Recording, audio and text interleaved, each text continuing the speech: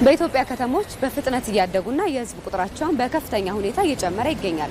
ዋና ከተማዋ አዲስ አበባን ጨምሮ ሌሎች ከተሞች የተሻለ ስራና ኑሮ ፍለጋ በየቀኑ ከየአቅጣጫው የሚመጣውን ህዝብ እያስተናገዱ ነው። ሆኖም ይህ ፈጣን የህዝብ ፍሰት ከቤት አቅርቦት ጋር ሊመጣጠን አልቻለም። በዚህም የተነሳ የቤት እጥረት የኪራይ ዋጋ በማናርና በነዋሪዎች ላይ ከፍተኛ ጫና በመፍጠር ላይ ይገኛል። በከተሞች ያለው የቤት እጥረት እንግዲህ በተለያየ የምርምር ክፍሉ ባጠና ነው መሰረት አንደኛ በራሱ የቤተሰብ መስረታ ሲፈጠር ሰው ከቤተሰቡ ተለይቶ 18 ዓመት ሲሞላው በራሱ ቤት መመስረት ስለሚፈልግ ያኛው የቤት እጥረቱን ያጎለዋል ማለት ነው።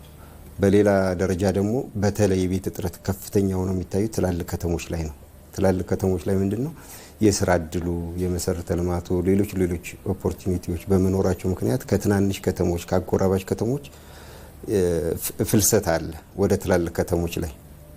ያ በመኖሩ ያለውን ጫና እዛው ከተማው ላይ የሚኖረው ነዋሪ ብቻ ሳይሆን ከሌላ ከተሞች ከሌላ ካጎራባች ከተሞች ክልሎች የሚመጣው ተጨማሪ ቁጥር ስለሚኖርበት የቤት እጥረቱን እያጎላው ይሄዳል። በኢትዮጵያ የዜጎችን የመኖሪያ ቤት ፍላጎት ለማሟላት የተለያዩ ስልቶች ተግባራዊ እየተደረጉ ቢሆንም የተጀመሩ አዳዲስ ቴክኖሎጂዎችን ማስፋፋትና የተጠና የቤት ፋይናንስ ስርዓትን መዘርጋት ያስፈልጋል። አሁን ብዙ ጊዜ የጋራ መኖሪያ ቤቶችን ስናየው 20 ዓመት 14 ዓመት 15 ዓመት የፈጀበት ሂደት አለ። ያ ምንድነው ከኮንስትራክሽን ማኔጅመንት ችግርም ያለ ነው። ኮንስትራክሽን ይጀመራል፣ ይጓተታል። አሁን ግን በቅርቡ የምናየው በዚህ ካሳንቺስም ሆነ በፕራይም ኦፊስ ኢኒሺዬቲቭን በተሰሩ ቤቶች ስናይ በ3 ወር ሚኒመም 180 ቀን በ6 ወር የሚያልቁ ቤቶች መኖሩ አንደኛ በፍጥነት በመኖሩ ለነዋሪው ቶሎ ተደራሽ መሆን ይችላል። ሁለተኛ ከኳሊቲ አንፃር የተሻለ እየሆነ የመጣበት ሂደት አለ። ሁለተኛና መሰረታዊ ነገሩ ደግሞ የቤት አቅርቦት ፋይናንሱ ነው። የቤቶች ፋይናንስ የሚያደርግ ባንክ መቋቋም አለበት የሚል አንዱ ትልቁ ሪኮሜንዴሽን ነው። የቤት እጥረትን ለመፍታት በሀገር አቀፍ ደረጃ የቤት ፋይናንስን ጨምሮ ሌሎች ተያያዥ ጉዳዮችን የያዘ የቤት ልማት ፖሊሲ በቅርብ ጸድቆ ወደ ስራ መገባቱን የከተማና መሰረተ ልማት ሚኒስቴር ገልጿል። የቤት ልማት ፖሊሲው በዋናነት የቤት ፋይናንስን የተመለከተ ጉዳይ ነው የመጀመሪያው። ሁለተኛው የመሬት አቅርቦትን የተመለከተ ነው። መሬት እንዴት ይቅረብ የሚለው ነው። ሶስተኛው ፋይናንስ ካለ መሬት ካለ እንዴት ነው የምንገነባው፣ በለመድነው በኮንቬንሽናል ወይ ነው ወይ የሚለውን የሚፈታልን ቴክኖሎጂ ላይ ቤዝ የሚያደርግ ነው። አራተኛው ቤቶች ስንገነባ አቅምን ያገናዘበ መሆን አለበት፣ የህብረተሰቡን አቅምን ያገናዘበ መሆን አለበት የሚሉት ነጥቦች የያዘ ነው።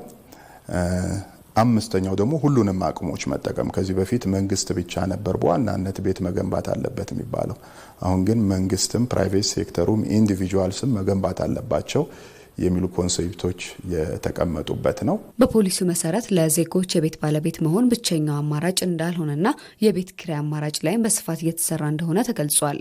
አቅሙ ለሌላቸው ሰዎች መንግስት በጀት እየያዘም በራሱ በጀትም የኪራይ ቤቶችን የሚገነባበት ከዚህ በፒፒፒም ከሚገነቡት የተወሰኑት ወደ ኪራይ ቤት የሚሄዱት ምክንያቱም ኦን አርጉ ክፈሉ ቢባል ባለው ዋጋ ሰዎች ላይ ከፍሉ ስለሚችሉ ኦፕሽኑን መፍጠር አለብን ብለን የኪራይ አማራጭም ራሱን ችሎ የመጣ ነውና አቅምን ያገናዘበ ስንል በዚህ አይነት መልኩ ኦነርሺፕም አዘ ሴም ታይም ደግሞ ሬንታል ሃውሲንግንም የምናበረታታበት ሁኔታ ነው ያለው ማለት ነው። በአሁኑ ወቅት የቤት ልማት ፖሊሲውን ተንተርሶ በኢትዮጵያ እየተገነቡ ያሉ ዘመናዊ የመኖሪያ መንደሮች፣ ስማርት ሲቲዎችና የአቅመ ደካሞች ቤት እድሳት ንቅናቄዎች የዜጎችን የቤት ፍላጎት ለማሟላት እየተከናወኑ ያሉ እንቅስቃሴዎች ናቸው።